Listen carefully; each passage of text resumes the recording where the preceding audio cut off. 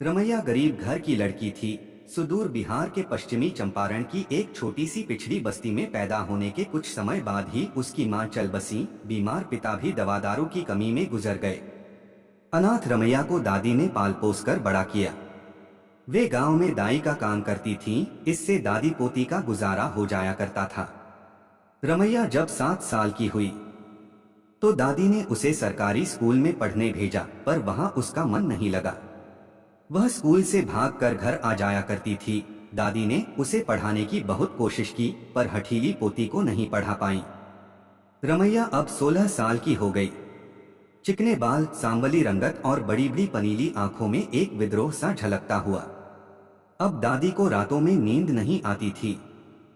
रमैया के ब्याह की चिंता हर पल उनके दिलो दिमाग पर हावी रहने लगी। कहां से पैसे आएंगे, कैसे ब्याह होगा वगैरह। जायदाद के नाम पर सिखरना नदी के किनारे जमीन के छोटे से टुकड़े पर बनी झोंपड़ी और शादी के वक्त के कुछ चांदी के जेवर और सिक्के, यही थी दादी की जिंदगी भर की जमा पूंजी। रात दिन इसी चिंता में घुलकर बुढ़िया की कमर ही झुकने लगी। गांव व बिरादरी के ही कुछ लोगों ने बुढ़िया पर तरस खाकर पड़ोस के गांव के हीरा के साथ रमैया का ब्याह करवा दिया। हीरा सीधा सादा और मेहनती था, जो अपनी मां के साथ दलितों की बस्ती में रहता था। घर में मां बेटे के अलावा एक गाय भी थी, जिसका दूध बेचकर कुछ पैसे आ जाते थे। इसके अलावा फसलों की रोपाई कटाई के समय मां बेटे दूसरे के खेतों में काम किया करते थे। शादी के बाद 3 जनों का पेट भरना मुश्किल होने लगा, तो हीरा गांव के ही कुछ नौजवानों के साथ परदेश चला गया। पंजाब जाकर हीरा खेतों पर काम करने लगा। वहां हर दिन कहीं न कहीं काम मिलता, जिससे रोजाना अच्छी कमाई होने लगी। हीरा जी लगाकर काम करता, जिससे मालिक हीरा से बहुत खुश रहते। हीरा ने 8 महीने में ही काफी पैसे इकट्ठे कर लिए थे। पंजाब आए साथी जब गांव वापस जाने लगे, तो वह भी वापस आ गया। गांव आने से पहले हीरा ने रमैया और मां के लिए घरेलू इस्तेमाल की कुछ चीजें खरीदी।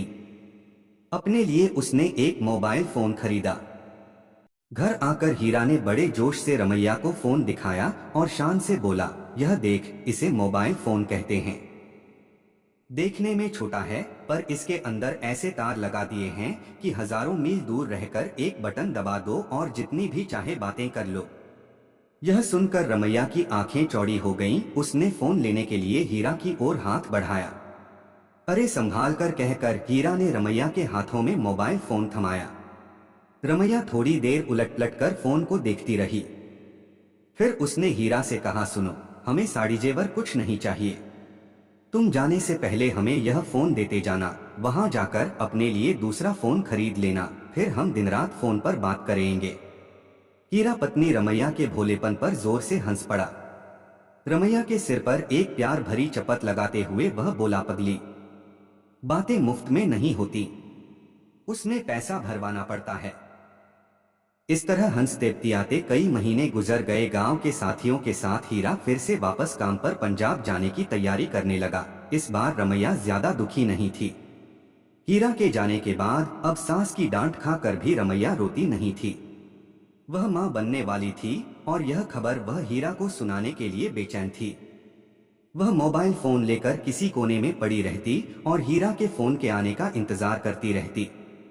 हीरा 4वीं क्लास तक पढ़ा लिखा था, सो उसने रमैया को मोबाइल फोन की सारी बारीकियां समझा दी थीं। 2 महीने बाद आखिर वह दिन भी आया जब मोबाइल फोन की घंटी घनघनाकर बज उठी। रमैया का दिल बल्लियों उछल पड़ा। थरथराते हाथों से उसने फोन का बटन दबाया और जी भर कर हीरा से बातें की। सास से भी हीरा की बात करवाई गई। जब पैसे खत्म हो गए तो फोन कट गया। देर तक फोन को गोद में लेकर रमैया बैठी रही। वक्त गुजरता गया। हीरा फिर से गांव वापस आया। वह इस बार भी अपने साथ कपड़े, सामान और पैसे लेकर आया था। रमैया का पीला चेहरा देखकर हीरा को चिंता हुई। इस बार रमैया में वह चंचलता भी नहीं दिख रही थी। वह बिस्तर पर चुपचाप सी पड़ी रहती। हीरा ने जब इस बारे में मां से बात की तो मां ने कहा कि ऐसा होता ही है, चिंता की कोई बात नहीं। रमैया के वहां से जाने के बाद मां ने बेटे हीरा को एकांत में बुलाकर कहा, बेटा, रमैया को इसकी दादी के पास छोड़ा। काम न धाम, यहाँ दिन भर पड़ी रहती है। दादी बहुत अनुभवी हैं, उनकी देखरेख में रहेगी तो सब कुछ ठीक रहेगा। जब तू दोबारा आएगा तो इसको वहां से ले आना। ठीक है माँ, कहते हुए हीरा ने सहमति में सिर हिला दिया। तीसरे ही दिन हीरा रमैया को उसकी दादी के पास पहुंचाकर अपने गांव लौट आया। अब हीरा को रमैया के बिना घर सूना सूना सा लगता। वह चुपचाप किसी काम में लगा रहता या फोन से खेलता रहता। एक दिन हीरा ने अपने किसी साथी को फोन लगाया। हेलो कहते ही उधर से किसी औरत की आवाज सुनकर हीरा हड़बड़ाया और उसने जल्दी से फोन काट दिया। थोड़ी देर बाद उसी नंबर से हीरा के मोबाइल फोन पर 4 बार मिस्ड कॉल आई। हीरा की समझ में नहीं आया कि वह क्या करे। थोड़ी देर बाद उसने फिर से उसी नंबर पर फोन लगाया। बात हुई। वह नंबर उसके दोस्त का नहीं बल्कि कोई रॉन्ग नंबर था। जिस औरत ने फोन उठाया था वह उसी बस्ती से आगे शहर में रहती थी। उसका पति रोजी रोटी के सिलसिले में दिल्ली में रहता था। उस औरत का नाम प्रीति था। उसकी आवाज में मिठास थी और बात करने का तरीका दिलचस्प था। रात के 10 बजे से 2 बजे के बीच हीरा के फोन पर 3 बार मिस्ड कॉल आई। अब यह रोज का सिलसिला बन गया। हीरा जब जब अपने रमैया और प्रीति के बारे में सोचता तो उसे लगता कि कहीं कुछ गलत हो रहा है। ऐसे में सारा दिन उसे खुद को संभालने में लग जाता। पर फिर जब रात होती, प्रीति की मिस्ड कॉल आती तो हीरा का दिल फिर से उस मीठी आवाज की चपेट में आकर रुई की तरह बिखर जाता। अब उनमें हर रोज बात होने लगी। फिर एक दिन मुलाकात तय की गई। शहर के पार्क में शाम के 4 बजे हीरा को आने को कहा गया। जहां हीरा समय से पहले ही पहुंच गया, वहीं प्रीति 15 मिनट देर से आई। गोरा रंग और छरहरे बदन की प्रीति की अदाओं में गजब का खिंचाव था। कुर्ती और चूड़ीदार पाजामी में वह बेहद खूबसूरत लग रही थी। वह 5वीं जमात तक पढ़ी लिखी थी। दिन हफ्तों में और हफ्ते महीनों में बदलते चले गए। रमैया एक बेटी की मां बन गई और इधर हीरा के गांव के साथी फिर से काम पर लौटने की तैयारी करने लगे। परदेश जाने से पहले मां ने हीरा से रमैया और बच्ची को देख आने को कहा। हीरा 5 से 6 दिनों के लिए ससुराल पहुंचा। रमैया का पीला और बीमार चेहरा देखकर हीरा के मन में एक ऊब सी हुई। काली और मरियल सी बच्ची को देखकर उसका मन बैठ सा गया।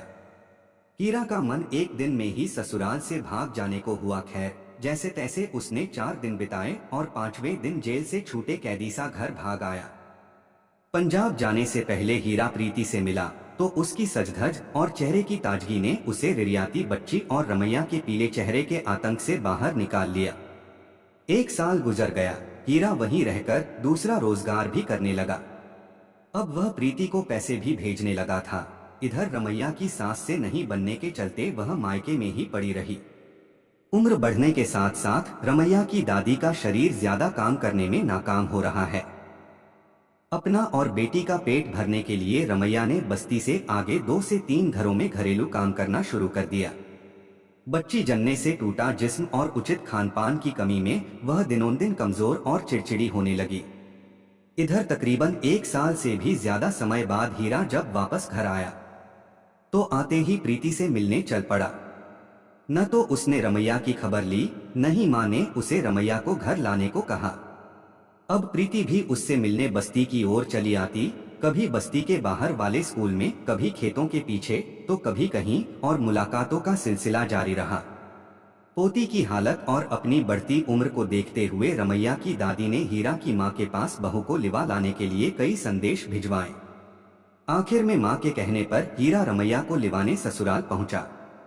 ससुराल आकर रमैया ने देखा कि हीरा या तो घर में नहीं रहता और अगर रहता भी है तो हमेशा कहीं खोया खोया सा या फिर अपने मोबाइल फोन के बटनों को दबाता रहता है। पता नहीं क्या करता रहता है।